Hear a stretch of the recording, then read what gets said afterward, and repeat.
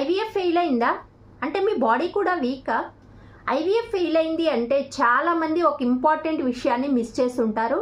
So IVF fail అయింది అనగానే చాలామంది నా బ్యాడ్ లక్, లేకపోతే నాకు AMH లెవెల్స్ తక్కువ ఉంది అని అనుకుంటుంటారు. కానీ నిజమేంటంటే ఐవీఎఫ్ సక్సెస్ అవ్వాలి అంటే మీ బాడీ కూడా ప్రెగ్నెన్సీ రిసీవ్ చేసుకోవడానికి రెడీగా ఉండాలి.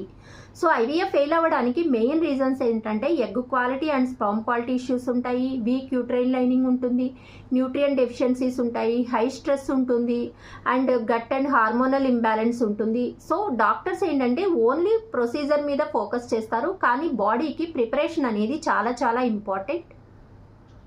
ఆ ప్రోగ్రాంలో జాయిన్ అయిన చాలా మందికి నేను ఈ రూట్ కాజ్ ఫిక్స్ చేసిన తర్వాతే వాళ్ళు న్యాచురల్గా కన్సీవ్ అయ్యారు. సో మీకు కూడా ఐవీఎఫ్ ఫెయిల్ అయిందా?